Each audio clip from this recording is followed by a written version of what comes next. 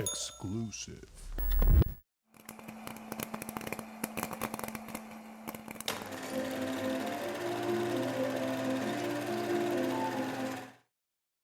Hey, RedEye, I'm Michiel Huisman, and you can see me in a movie, The Age of Adaline, that opens April 24th. Check it out. This movie, of course, deals with a woman who doesn't age. Which do you think would be a better situation to be in? Not aging or aging backwards like Benjamin Button? Yeah, you'd think that not aging is better.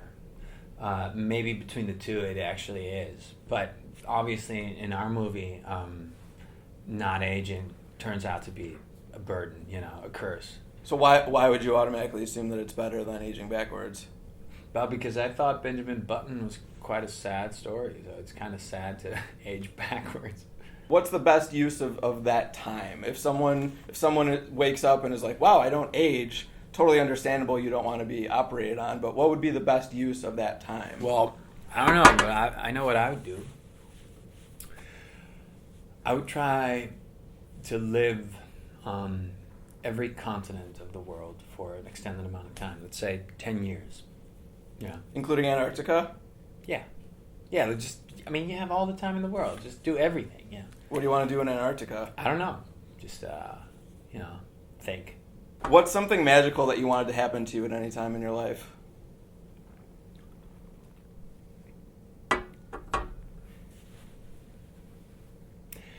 Oh, my God. What I wish to happen to me? Yeah. Even as a kid or something when, everyone as a child wants something to happen. I always wished that I could play guitar as well as Jimi Hendrix. It would be pretty magical if it still happens. You're just hoping to wake up and have that ability? Yeah. No, but I work on that too, I just think that I will never get there. Let me rephrase that. I know that I will never get there. But that would be magic. Yeah. How many times, you're married now, of course, how many times in your life have you written a song for or sung for a love interest? Yeah, maybe a couple of times. But there's one time that I was really successful. And that, that's turned out to be a song for the girl that turned out, became my wife. Can you say what the song was or what the circumstances were of that Yeah, performance? of course. I can tell you. So, I used to, talking about being persistent, my character in the movie is persistent in pursuing Adaline. It wasn't so much of a stretch for me. I went after my wife for like 5 years. It took me 5 years to convince her of the fact that she's tried to hang out with me or something. And it wasn't until we'd go out on dates and have very romantic evenings, but nothing would happen. And at some point I wrote a song about that, and then when I told her about that, this was in Amsterdam, so she was sitting on the back of my bicycle. I was riding the bike through the city. We were going somewhere, and I told her, you know what, I wrote this song about that one night that we went to the beach, and she was like, oh, okay, good. So I sang this song, and in it, it's very much about how I wished that I had the guts to tell her what I felt for her and whatever, blah blah blah. So then she was, oh really? And that night we shared our first kiss, and we've been together for 10 years. So. You said that you've been surprised when people come up to you and say that they're fans of particular shows. Can you think of a specific example of like, oh, you don't look like a Nashville fan at all, or why? What made you say that? Well, I guess it's you always have that when someone comes up to me.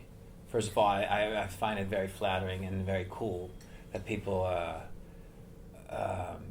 generally express that they liked something I was in.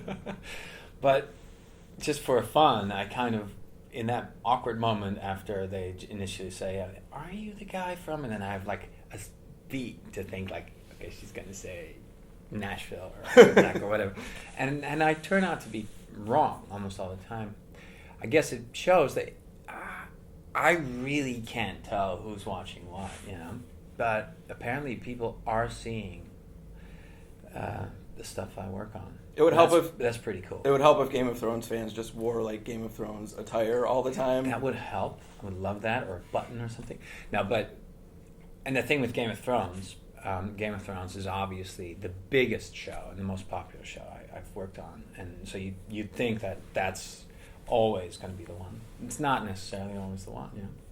I know someone mentioned to you earlier about Anna Kendrick's tweet where she said Madonna kissed Drake, Hillary's running for president, but HBO still hasn't shown this dude's dick. Hashtag feminist priority. You know, I know you're looking forward to Pitch Perfect too. If Anna Kendrick were in the room, how would you kind of respond to that tweet directly? What would you say? I would not really respond to that. I'd be like, okay. Thanks for tweeting about my junk. That was... Yeah, very cool. I guess there's really not much you can say to that. No, of course not. Yeah. It seems like you're very versatile with your accents, really impressive with the work that you've already done so far. Would you be able to kind of demonstrate going from one accent to another? Like, could you knock out 5 accents in a row? No, because I don't really consider myself an accent expert. But, like, you know, if I just think of my dad, then he would sound a little bit like this, because he's Dutch, you know. So this is what I used to sound like before I started working with my dialect coach. It's kind of cool to realize. And that got rid of your accent entirely, so now... well, thank you. Well, I mean, when I'm having a conversation like this, it's harder for me to stick with whatever general American sound I try to achieve at some point, you know. But it's one of the cool things about, for me, crossing the pond and starting over in English. It's just, at first it was very alienating, you know.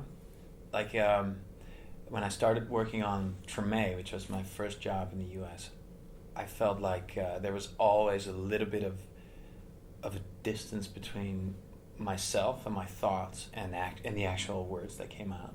Just because probably they weren't the words that I used as a kid or my mom used, you know. It's like, it took me a couple of years before I, not only, you know, working on the dialect with a coach, but also before I started thinking in English and dreaming in English, you know. So what's the solution to that? Just time? I think time. For me, time, constantly working on it, which trains your ear, and spending time in the U.S., you know, that really helped. In a hypothetical world, what's another show that you'd love to make an appearance on, and one that probably wouldn't make sense for you to be on? I was obsessed with Breaking Bad. Oh yeah. And it doesn't really make sense for me to join that show right now. You said that, you know, you tell yourself that people won't be seeing the work that you do as like a way of calming nerves or becoming more comfortable with like the stuff you're working on. As you do more, do you feel like those nerves subside, or why is that helpful for you to, unless you were entirely kidding when you said that you pretend that people don't actually get to see what you do? No, I wasn't really I wasn't killing anyone at that point. Great, right? That accent. Yeah, I love it. Anyway, no, I wasn't kidding. It just kind of takes you out of the world that you're trying to be in when you're playing a scene, right? You're trying to, I mean, it's hard work to kind of think away all those 200 people or 40 people, whatever the crew is that are around behind the camera. So to then also think about, okay, whatever I'm doing now is going to be seen by a million people, it doesn't really help my performance. But you know, on a movie, that's easier to a certain extent because you're still shooting something. There's the promise of, you know, that it might turn out to be a good movie, but you never know, and it takes a year before it comes out. When you're working on a show like Game of Thrones, it's kind of obvious by now that people are going to be seeing what you're doing. So it takes more effort to let that go, you know. I've actually never seen Game of Thrones. Are you kidding me? I'm not. I know, I'm the one guy. God, get out of here. so done with it. No. Can you summarize for me in 10 words or less? Catch me up on the show. Well, that's almost impossible. You know that, right? Of course. Are you kidding me? You have seen the show, right? No, I really haven't. All right. Okay. Well, I think it's an epic. It's an epic story that takes place in a fantasy medieval Europe, I'd say, and it's about. Okay, got a couple words left. Go. It's about power, and yeah. That was good. Now I am intrigued. Thank you.